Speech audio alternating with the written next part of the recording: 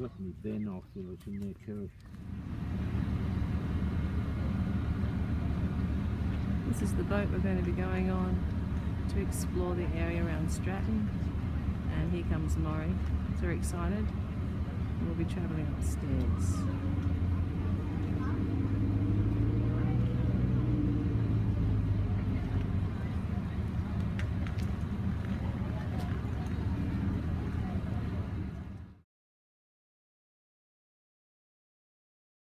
The caribou. Way.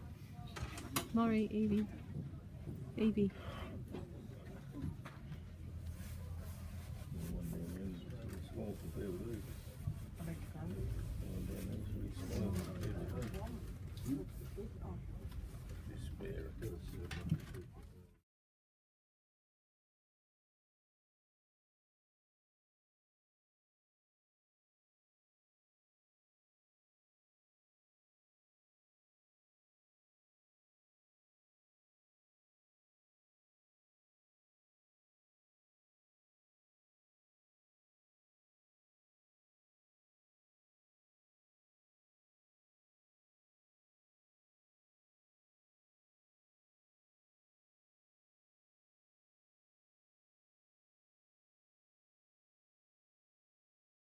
Basically by a guess of my luck.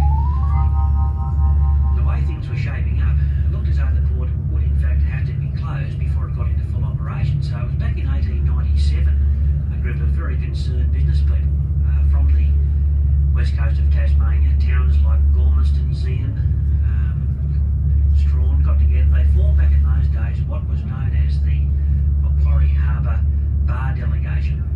Now, this group of delegates, they lobbied the government. It took a couple of years of fairly heavy lobbying before the board received a grant of just on £100,000, which back in those days was a lot of money to tidy up this harbour entrance. An engineer was commissioned. This fellow's name was Charles Napier Bell. He was a hydraulics engineer. And he set to, he designed what we know today as rock breakwaters and rock training walls. And after considerable study, he reported back to the board if they built these walls, they could make the sandbar crossing deeper. The same with the navigation channel inside the harbour here. They could make that deeper as well. But even better, they could maintain the channel in the one spot. It wouldn't move around after the walls were constructed 4 feet. The same with the navigation channel inside the harbour here.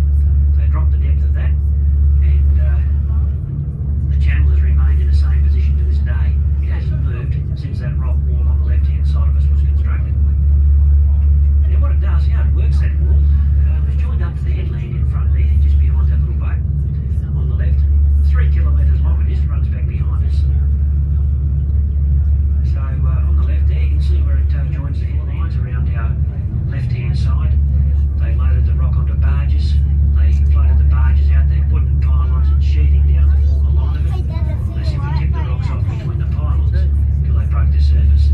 They continued on until they had the desired length. But quite a feat to construct. The little island coming up closest to us here is called Bonnet Island. Now Bonnet Island Lighthouse is your main navigation aid, your main lead as you enter this port for the night. So if you're out on the ocean, looking in on the harbour entrance, you line this light up on the left and you put it smack bang in the middle of the gap in front. That will bring you safely through.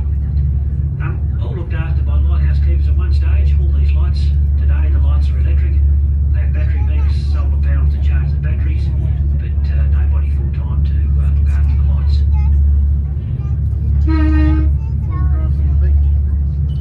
On the right you can see some people fishing over there on the beach. You can drive your car down there, it's not far from Strahan. It's about 14 kilometres on a gravel road.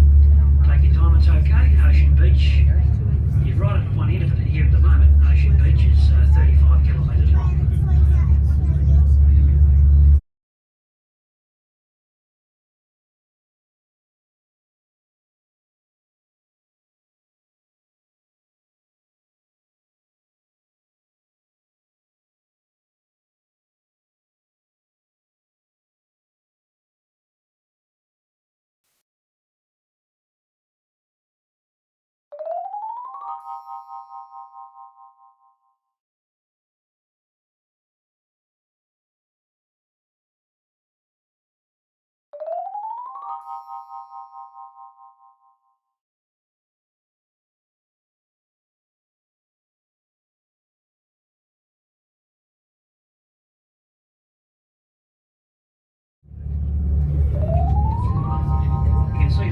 shallow water to the right of us, folks. That's the North Spit, or the Carwatiri Shoals over there. It's a bit deceiving, but that shallow water does extend out past the end of the breakwater, so in heavy weather from the west or northwest, that breaks right across. That main breakwater disappears in bad weather. You wouldn't even know that was there. It's quite a feat to build the breakwater. You can do it using steam locomotives. They quarry the rock inland, they mix the rock aboard.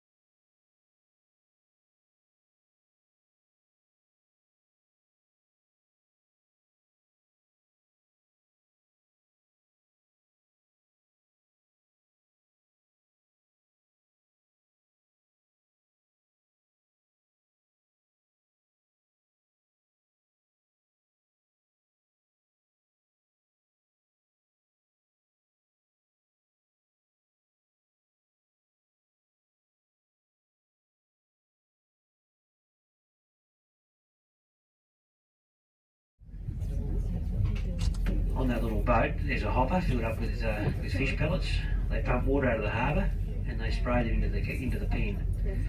The hopper sits on a set of scales, so they know how many kilos of fish they've actually fed, or sorry, how many kilos of feed they've fed the fish. But the industry itself started off here back in the 1980s, late 1980s. They started off growing the salmon here, just to see how they would actually grow in the dark brackish waters of Macquarie Harbour. As it turned out, they grew extremely well, and at the moment there's thousands of tonnes grown here, or being grown here every year. So the fish they farm once more is rainbow trout and Atlantic salmon.